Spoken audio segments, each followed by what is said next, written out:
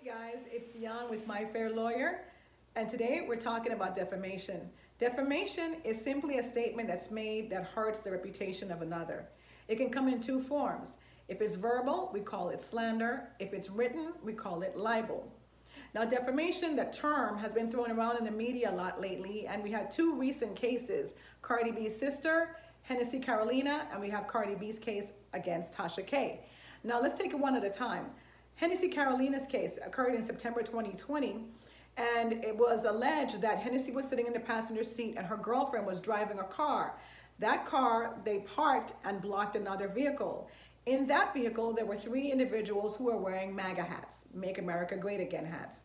Well, those three individuals confronted Hennessy Carolina and her girlfriend, and a verbal altercation ensued. During this verbal altercation, Hennessy is videotaping the entire event on her phone, and Hennessy is allegedly hurling insults that included the fact that she felt that they were racist. She thought that they were being racist. Anyway, the crux of this whole case was that the three people alleged that when Cardi B and Hennessy reposted the video to their social media sites, they had edited the video and it made them appear in a bad light. It made them appear to be racist. Well, the trial court in this matter said no. The comments that were made by Hennessy were too general, too opinionated, too broad and vague to be considered defamation. So they dismissed the case that was brought by the three people wearing the MAGA hats versus Hennessy Carolina. And then we have, on the other hand, we have Cardi B's defamation case, where Cardi B brought a lawsuit against Tasha K. Who's Tasha K? Tasha K is a YouTuber, a celebrity gossip, who wanted to increase her views, and so she came up with all these wild, outlandish allegations alleging that Cardi B had a venereal disease, that Cardi B was a prostitute, and there were some other issues regarding Cardi B's child. Now, all of these statements were false, and Tasha K knew that they were false at the time that she posted them.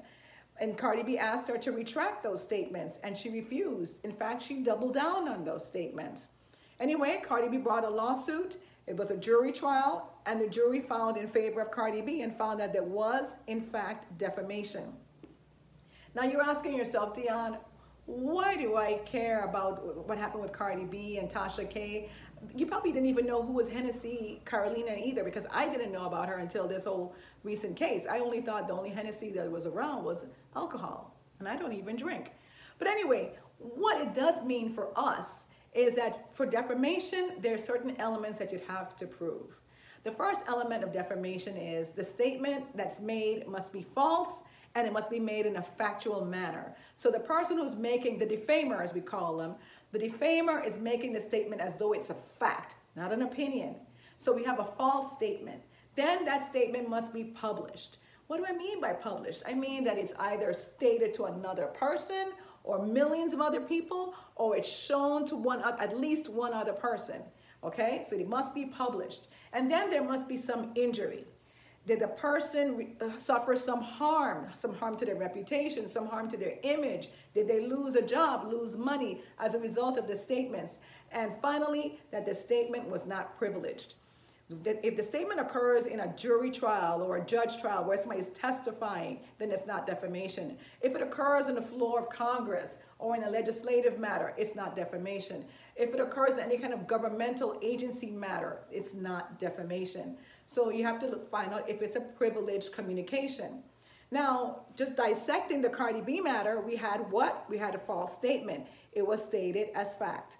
Then we had injury to Cardi B. She suffered emotional distress, great emotional distress, and she suffered harm to her image. She complained that there was a lot of social media backlash, and therefore we also knew that it was published because Tasha K published it on her YouTube site. And then finally, we know that there was no privileged communications regarding the statements that were made regarding Cardi B. We know that Tasha K is now appealing the jury verdict, but it's unlikely that she'll succeed. She would have to show that there was some juror misconduct or that there was some error by the trial court.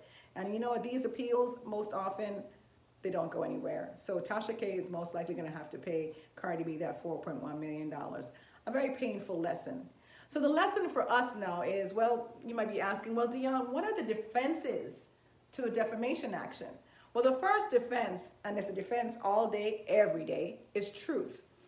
If the statement that's made, no matter how painful, no matter how injurious it is, if it is the truth, then it's a defense. The statement must be, if it's the truth, it's a defense to defamation. Now, if there is some consent to the defamer, hey, I'm giving you consent to make these horrible statements, then of course it's not defamation because consent was given. If the statement is detracted, the person the defamer who's made the horrible statements detracts the statement, then it's no longer defamation.